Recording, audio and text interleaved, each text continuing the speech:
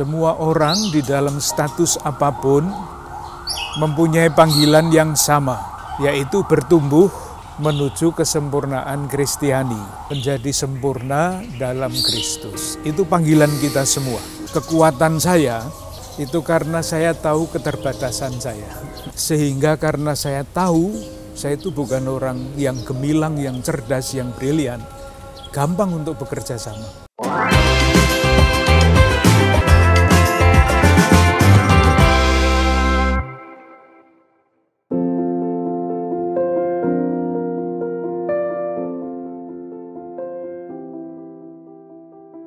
Nah, kembali lagi.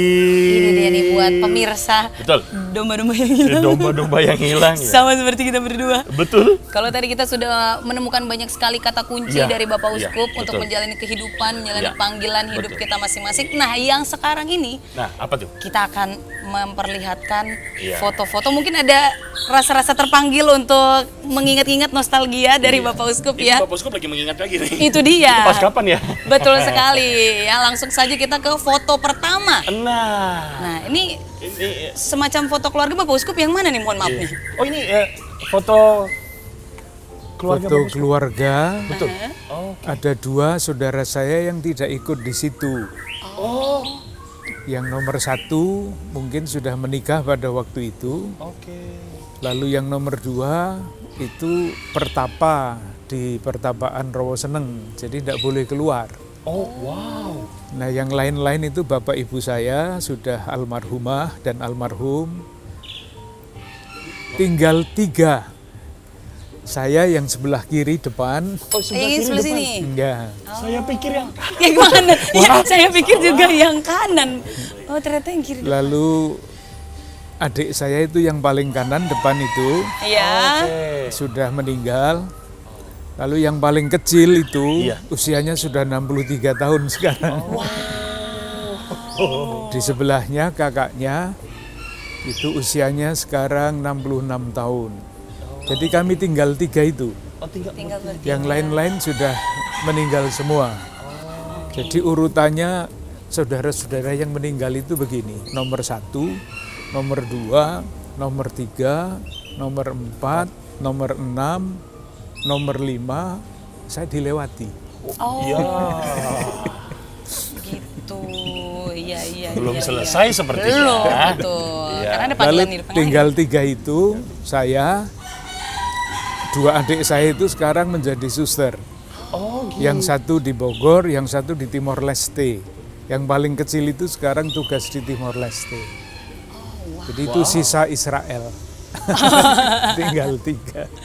Wah, ini luar biasa sekali keluarganya ya, Bapak Uskup ya. Oke, kita ke foto kedua. Nah ini kalau yang ini. Sebentar, ini tahun berapa? Ini tahun berapa ini? Ini tahun 84. Wah, itu ketika orang tua lagi. saya, kalau tidak salah, merayakan ulang tahun perkawinan yang ke-50. Ini lengkap saudara-saudara saya. 9 kan? Iya betul. Nah, saya yang pakai jubah itu, sebelah kanan itu adik saya yang sudah meninggal, yang waktu itu sudah jadi suster, yang nomor 2 dari bawah, yang bungsu itu masih menjadi guru dulu, lalu memutuskan untuk menjadi suster. Ini lengkap. Lengkap. Oke. Itu urut kan? Nomor 1 sudah meninggal, itu setiap tahun meninggal 1. Agak bingung nih mau komen apa. Selama saya di Jakarta, saya kehilangan semua saudara saya itu. Kok sedih ya jadinya ya. Cuman kok ya lucu. Gimana ya begitu. Kok lucu? Oke, tapi Bapak Uskup sudah berdamai dengan kondisi itu nampaknya ya. Iya, sudah. Oke. Jadi tinggal yang 1, 2, 3. Itu kan lompat. Iya, jadi 1, 2, 3, 4, 5 lompat. Adik saya lalu berhenti di situ. Kita doakan sehat walafiat. Amin. Lanjut foto ketiga. Nah, ini. Wah, sebentar. Terlihat ya, kok kayaknya seneng banget nih Bapak Uskup melihat ini, boleh diceritain nih. Ini di luar negeri Bapak Uskup? Iya. Banyak bule nih Bapak Uskup. Itu di Seminari Mertoyudan. Oh gitu. Oke. Jadi waktu saya itu Dan waktu itu sesudah kelas 3, tingkat 3, lalu kami diutus untuk ke paroki, namanya parokiar, tahun paroki. Saya diutus waktu itu ke Sragen di Jawa Tengah. Tetapi dalam waktu 5 bulan saya dipanggil. Karena apa? Ini yang Belanda di depan. Iya. Ini adalah guru bahasa Latin dan guru matematika, waktu itu aljabar, ilmu ukur dan sebagainya itu. Nah, beliau pulang ke Belanda. Dicari guru Pengganti. bahasa Latin, guru aljabar, guru ilmu ukur. Waduh. Nah, kan susah. Iya. Maka Romo Rektor saya yang waktu itu sebetulnya ingin supaya saya belajar di Sanata Dharma. Ilmu waktu itu ilmu apa ya, belum ada matematika namanya, ilmu pasti alam dulu. Sebetulnya beliau menginginkan saya melanjutkan ke Sanata Dharma, belajar itu untuk menjadi guru. Maka saya ditarik lalu dibawa ke Mertoyudan untuk mengajar anak-anak seminari. Sudah menjadi pastor semua sekarang. Iya. Itu juga sudah banyak yang meninggal itu. Tinggal satu bruder itu yang masih ada. Yang di tengah. Yang sebelah berdiri ada orang Belanda, di sebelah kanannya itu masih di kiri Sonta. Yang lain-lain sudah meninggal semua. Masuk yang masih muda itu, yang paling kanan. Yang paling kanan, ya. Oh, itu juga. Itu sudah meninggal. Padahal jago bela diri itu dia. Tapi karena mungkin terlalu keras dengan fisiknya. Kelelahan ya, KO ya. Gimana sih? Gimana? Enggak dong, kok KO sih? Enggak, maksudnya sehat. Iya. Boleh ke foto ke-4 gak nih? Next. Nah, ini. Bapak Uskup bukan yang itu yang kan? lagi duduk kan? Bukan Ini kan? saat ditahbiskan waktu itu ya? Ini ketika tahbisan uskup. Tahbisan imam. Tahbisan imam. Tahun 76. Ini Bapak Yusinus Kardinal Darmo Yuwono. Iya.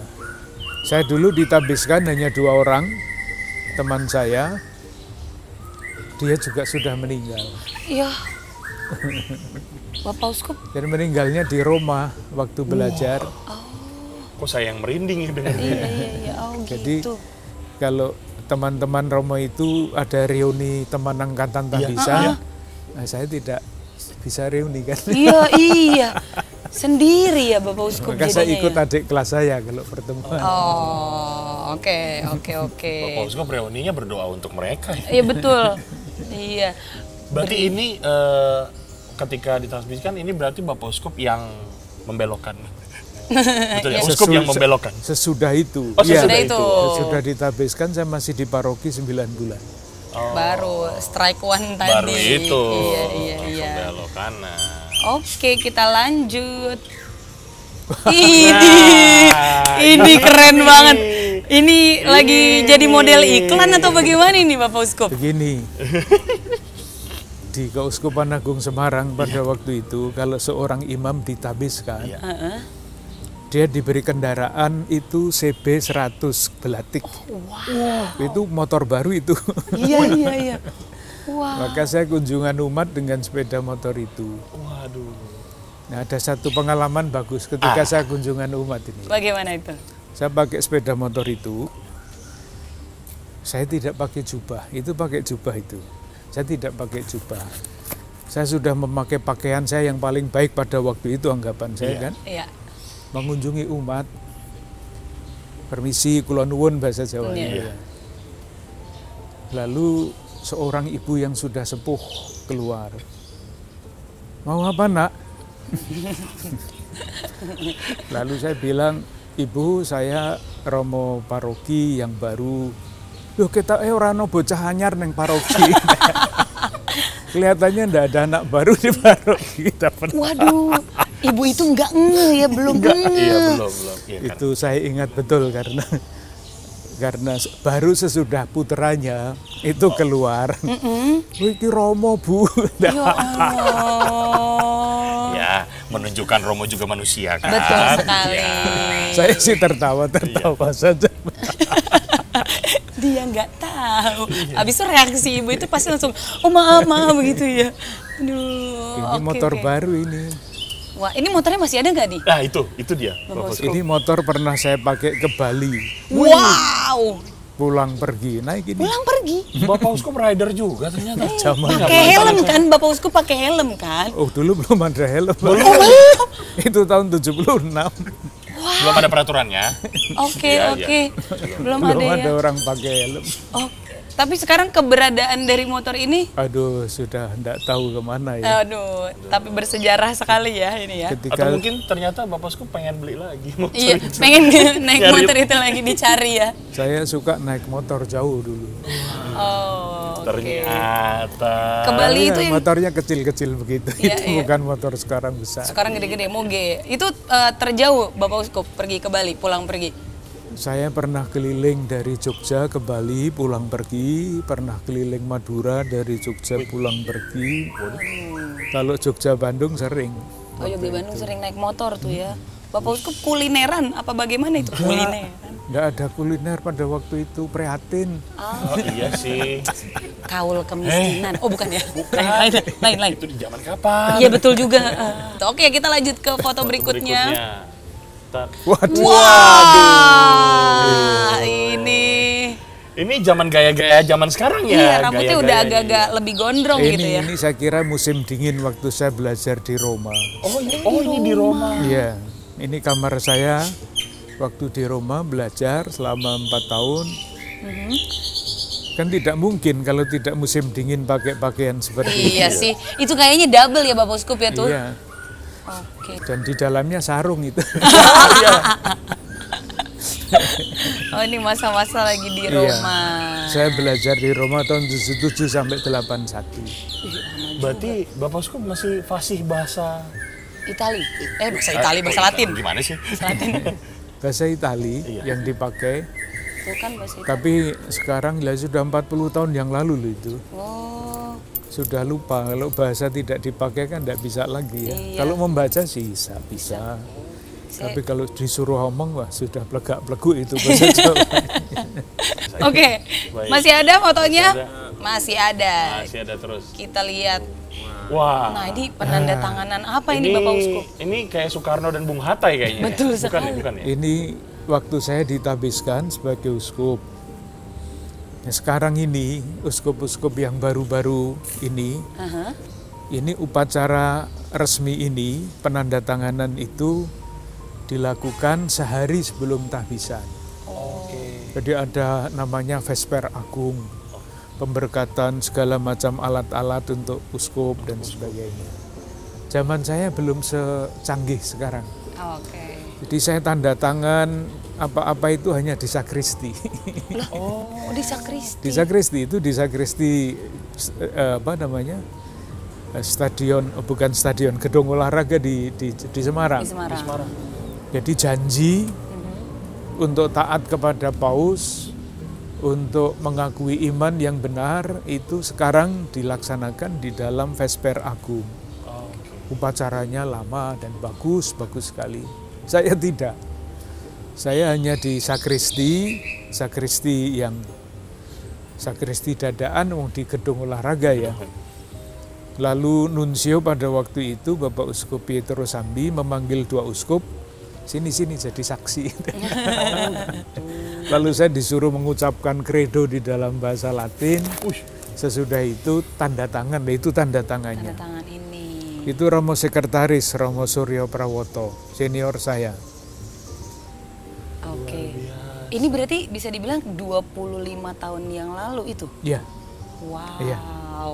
Oke nih. 25 tahun yang lalu. Masih hitam kan rambut saya? Masih. Mau komentar ini gimana ya? Next betul, saja mending betul. jatuhnya Ya, jadinya saya ya. komentarin rambut saya aja. Nggak ada rambutmu Nggak virtual. ada, baik. Oke. Nah ini Ini juga tabisan. Ini tabisan uskup yang mentabiskan adalah Bapak Kardinal Julius. Di saya itu selama perutusan saya sebagai uskup itu selalu mengganti beliau. Di Semarang beliau pindah ke Jakarta, saya ganti iya. sebagai uskup Semarang. Sebagai uskup umat Katolik di lingkungan TNI dan Polri, beliau meletakkan jabatan tahun 2006 yang ditunjuk saya. Ketika beliau selesai dengan tugas di sini, di Jakarta, saya dipindah ke sini. Menggantikan beliau Jadi lagi. ya itu. Jadi saya itu enak karena semua sudah disiapkan oleh beliau. Oh, beliau membuka jalan betul, berarti ya. tinggal ngelanjutin ya Bapak Uskup. Iya, itu pentabis utama waktu itu. Iya.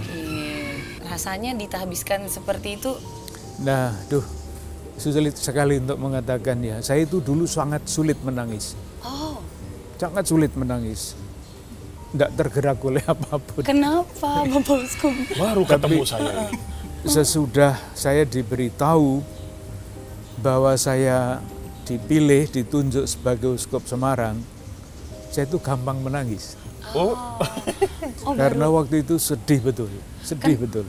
Kenapa sedih Bapak Uskup? Ya, Beban. gimana ya? Oke. Pastilah. oh iya. Iya lagi, ternyata bener jawabannya. Keceplosan maaf. Nggak tahu mau buat apa. Kalau mengajar itu kan dunianya sempit ya. Oh ya. Ilmunya jelas, waktunya mengajar jelas, liburnya juga jelas. Setuju.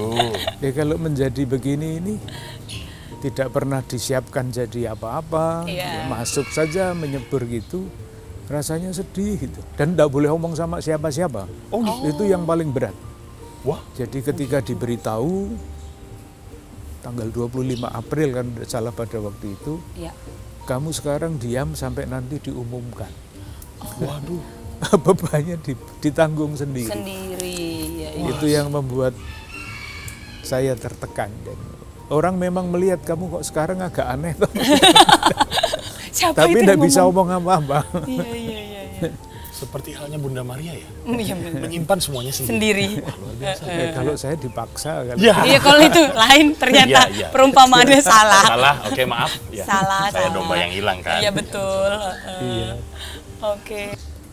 Nah ini udah santai santai banget banget. nih Bapak Uskup nih. Ini di halaman Wisma Keuskupan Agung Semarang yang lama, sekarang sudah tidak ada. Sudah dibangun baru. Ini pertemuan dengan anak-anak dia. Jadi sesudah pertemuan ini saya menulis surat kepada yang anak-anak surat yang tadi. tadi saya katakan. Oke. Dan anak-anak itu berkunjung ke keuskupan, duduk di situ. Ini tanah loh di bawahnya itu, aspal. Oh iya panas dong ya. Lalu cerita-cerita anak-anak menyanyi dan sebagainya. Akhirnya saya tergerak. Aduh, ini anak-anak ini sungguh harus diberi perhatian karena teman-teman para suster itulah yang mengajar bapak-bapak ibu-ibu yang di belakang itu. Saya bisa buat apa? Maka saya bilang, saya waktu itu bercerita mengenai anak-anak pun bisa memainkan peranan sesederhana apapun. Waktu itu saya cerita begini di dalam surat itu. Suatu hari ada seorang anak yang ingin sekali ikut pentas sekolah. Ibunya tahu bahwa dia tidak akan mungkin terpilih ikut pentas. Dia ikut seleksi. Ibunya tahu bahwa dia tidak akan terpilih. Sesudah seleksi selesai, anak itu pulang. Ibunya bertanya, "Dek, kamu mendapat peran apa?" Anak itu menjawab ternyata dengan hati sangat gembira, "Saya disuruh ikut tepuk tangan, Ibu." Wow. Itu cerita yang bisa menunjukkan bahwa sekecil apapun peranannya, itu dalam keseluruhan kan bagus ya. Iya. Iya. Iya. Kalau performanya bagus sekali, tidak ada yang tepuk tangan. Iya. jadi gimana? Iya. Cuma juga. Iya ya. Itu. Saya menasihati anak-anak dalam surat itu seperti itu. Dan yang kedua doa itu tadi. Diselipkan doa mohon supaya Tuhan menuntun langkah demi langkah menyadari panggilannya. Amin. Luar biasa. Luar. Ini ternyata iya ya, sesimpel tepuk tangan aja ya memang ada peranannya. Oke. Semoga kita terus ingat ya. Masih ada lagi foto berikutnya. Apa tuh? Nah, ini yang ngambil ini. siapa? Saya lupa, itu pasti saya sedang memperhatikan sesuatu. Iya, betul. Iya, kalau lihat jubahnya, mungkin pada waktu itu saya kunjungan ke paroki Kota Baru, lalu saya ditanya macam-macam hal. Lalu saya memperhatikan yang bertanya ini, kalau tidak salah waktu itu dosen saya. Oh, Wah. Dosen ilmu sejarah. Saya masih ingat betul pertanyaannya. Saya perhatikan antara lain itu yang ditanyakan itu, jadi uskup itu gimana ya? Waktu itu saya mengatakan sambil bercanda ya, sesudah mendengarkan serius itu ya bercanda. Oh, jadi uskup itu gampang, saya bilang gitu. Modalnya cuma 3 kata. Itu yang saya pegang sampai sekarang. Oke.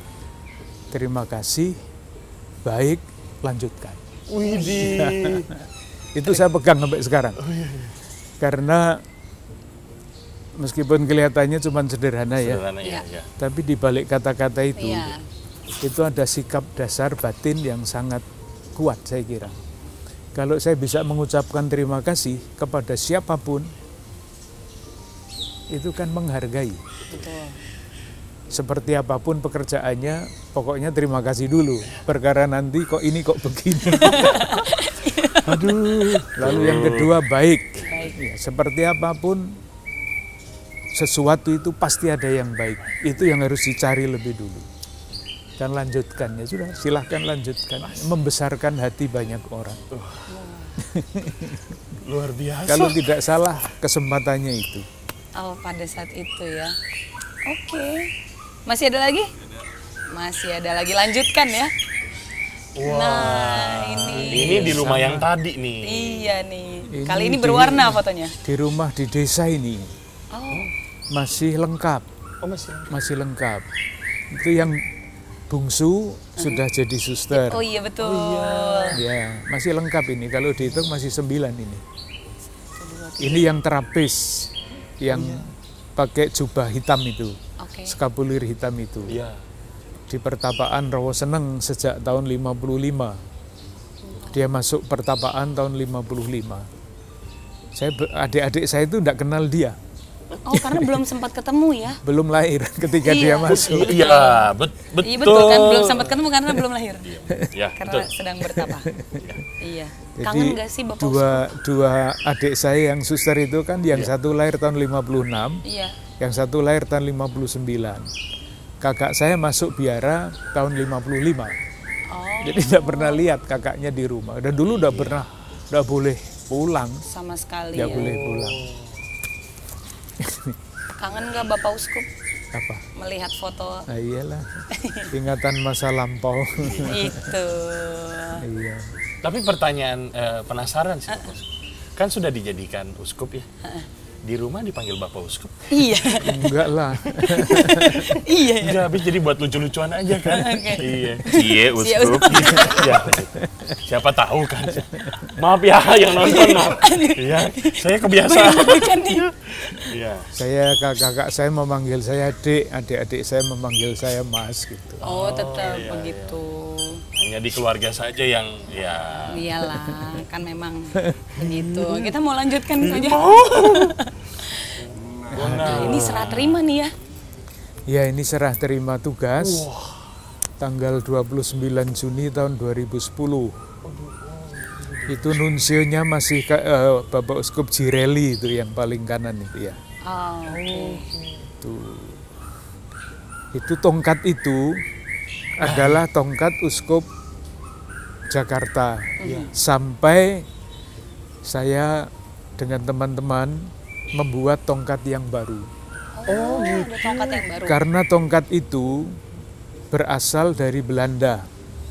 Ketika tanda petik pimpinan gereja pertama kali datang ke Indonesia, umat membelikan tongkat itu. Oh. Jadi simbolnya itu yang di atas di kepala itu adalah simbol kota Ya. di mana uskup pertama itu berasal. Dari mana ya? Lupa saya. Sudah lupa-lupa kan? Lupa-lupa nggak apa-apa, nggak apa-apa. Saya waktu itu berpikir, masa ini Keuskupan Agung Jakarta kok tongkatnya tongkat Belanda. Makanya dibuat baru. Lalu dibuat lambang Keuskupan Agung Ya. Jakarta yang belum punya. Lalu sekarang dibuat tongkat yang baru, kepalanya sudah berubah. Keuskupan Agung Jakarta, gembala yang baik dan murah hati. Oke. Sekarang yang dipakai tongkat itu. Ini masuk museum. Oh, baru mau nanya. Oh, ini. Udah ke museum belum? Belum. Sama. Jadi ada di situ ya. Oh, masih di sini. Oh, masih di sini. Masih di ruang sini. Masih ada. Pasti nanti akan masuk museum kali. Mau megang. Nggak berani. Kan ya. Iya. Oke, Berikutnya. Nah, ini Nah, lo. tanda tangan lagi. Ini bukan sakristi stadion nih ya. Ada lain lagi nih yang Bapak Uskup Ini ya. saya pikir kayak penjaga Bapak Uskup kayaknya. Betul. Ini kalau tidak salah, saya kunjungan ke mana itu, daerah dekat Bogor sana. Ini markas dari penjaga tempat-tempat tentara-tentara, polisi, tentara ya, dilatih untuk menjadi penjaga perdamaian internasional. Oh, Peacekeeping.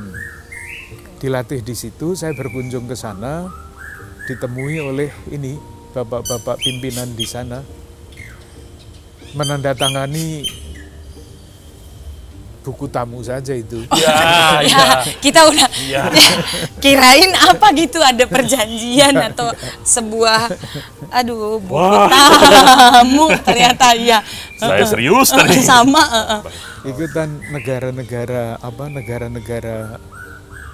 asing ya, Iya, Iya. betul.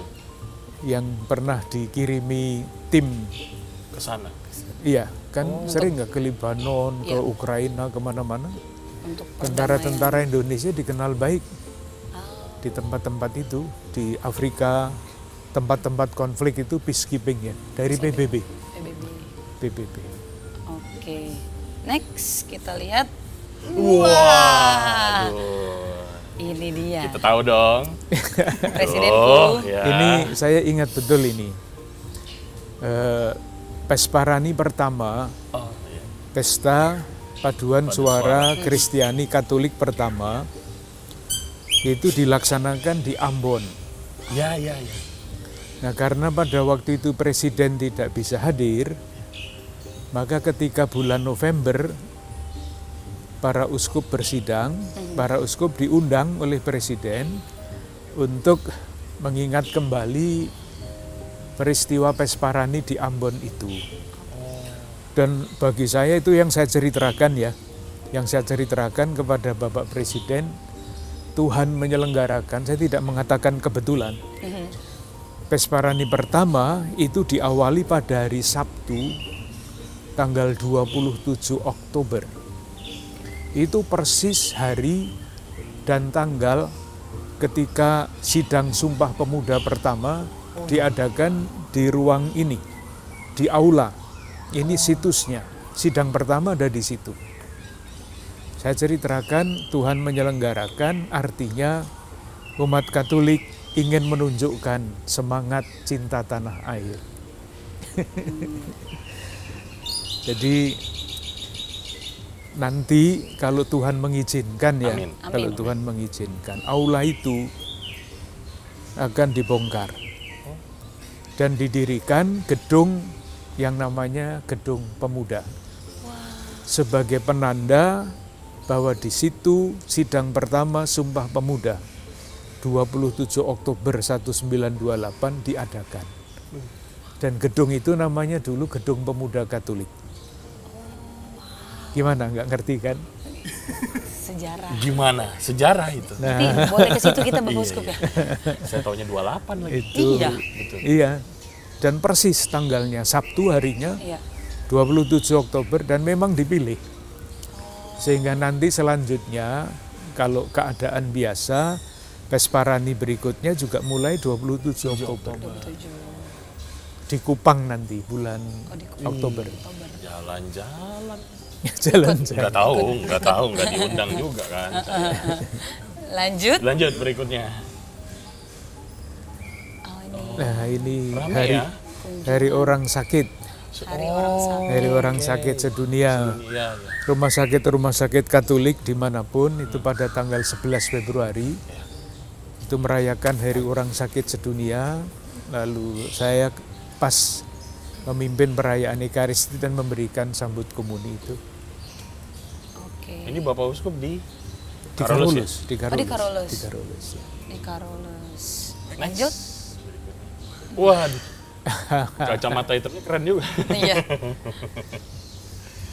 Ini saya di Tangerang, Tangerang Selatan. Jadi Kiai Haji ini adalah pemimpin salah satu pondok yang adalah sahabat baik Romo Paroki di sana. Romo Felix Supranto. Oh, Romo Felix. Iya. Di beliau sudah biasa bekerja sama dengan Kiai ini. Lalu saya diajak untuk berkunjung ke beliau dan kiai-kiai yang lain di sana. Jadi kalau saya ditanya mengenai keadaan Indonesia, hubungan antar umat beragama, salah satu yang selalu saya ceritakan adalah Paroki Odilia. Karena entah bagaimana sekarang ini berhasil dibangun bukan dialog teologi ya, susah. Tetapi dialog karya. Jadi gereja, umat Islam, umat beragama yang lain, pemerintah daerah, TNI, Polri itu selalu membuat kegiatan-kegiatan untuk masyarakat. Nah, sekarang yang sedang dikerjakan adalah bedah rumah. Wah. Jadi rumah-rumah yang tidak layak, yang dihuni oleh seorang janda sendirian, oleh seorang yang pemulung sendirian, itu pada diperbaiki oleh gerakan ini. Saya pernah mendapat tamu dari Inggris bertanya macam-macam mengenai itu. Saya katakan tolong Anda ke sana, saya hubungkan dengan pastor parokinya. Dia heran bukan main kok bisa begini. Hebat. Padahal yang diceritakan di televisi kan teroris. Iya, betul. Foto terakhir. Yang mana nih? Wah, yang mana nih? Wah. Ini juga pusing ini. Kenapa pusing, Bapak Uskup? Karena sudah dipegang itu, Peli. Oh iya sih. Iya.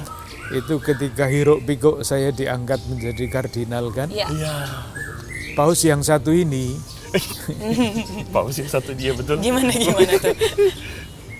Langkah-langkahnya kan tidak terduga ya. Iya, betul. Dalam banyak hal.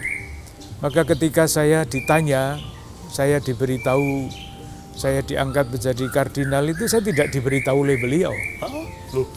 Yang memberitahu itu malah umat yang saya katanya dengar dari doa dari Vatikan jam 12 siang. Kan Paus mengumumkan itu jam 12 siang hari Rabu. Iya. Biasanya Paus berdoa di balkon lalu mengumumkan yang penting. Salah satu pengumuman pengangkatan kardinal itu. Saya kan tidak pernah lihat yang begitu-begitu itu. Iya. Umat yang melihat telepon ya mana saya percaya kan. Iya, betul. Netizen, umat loh. netizennya. Apalagi umat yang ngomong saya tidak percaya. Iya. Maka saya tahu kalau di HP saya itu berbunyi terus tang-teng tapi tidak pernah saya angkat. Baru kemudian ketika sore hari Nuncio itu menelpon saya. Selamat ya Anda diangkat jadi kardinal lah. Bener ternyata. Lah itu. Iya, nah itu jadinya kayak begitu itu. Aduh. Padahal saya itu kan tidak begitu senang ya menggunakan macam-macam atribut itu. Tapi ya sudahlah harus dipakai.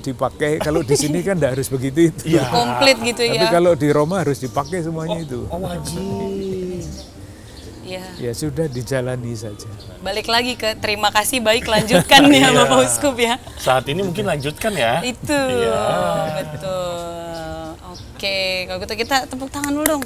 Itu adalah sedikit dari sekian banyak perjalanannya Bapak Uskup. Sebenarnya panjang. Banyak sekali, 25 tahun ya kan. Betul, makanya kita butuh 1 tahun untuk ngomongin ini kan. Sekali. Panjang kan? Itu enggak dong. Betul, tapi udah dirangkum. Ini kita mengucapkan terima kasih atas ceritanya Bapak Uskup. Mungkin satu hal terakhir kali ya. Betul. Karena ini kita melihat journey-nya, siapa tahu gitu kan ya, ada anak-anak OMK atau ya? OMK, Iya. siapa tahu yang nanti bisa seperti Bapak Uskup, journey-nya kita kan nggak pernah tahu. Iya. Apa yang ingin disampaikan? Yang ingin saya sampaikan ya yang seperti tadi.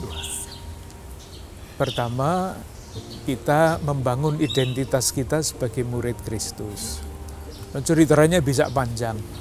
Tetapi salah satu identitas kesadaran diri bahwa saya murid Kristus itu menyadari bahwa hidup kita adalah anugerah, panggilan, dan perutusan. Kalau 3 kata dan konsep itu masuk di dalam batin, apapun pilihan hidup pasti akan bermakna. Oke. Apapun pekerjaan yang dilakukan, itu pasti jalan menuju kesempurnaan. Amin. Dasarnya itu. Oke, baik. Jangan sampai dilupakan. Iya. Itu dia. Oke.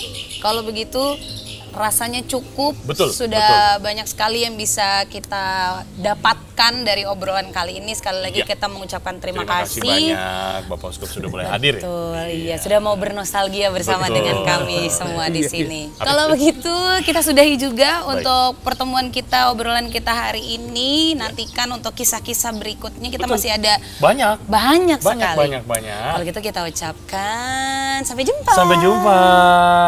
Tuhan berkati.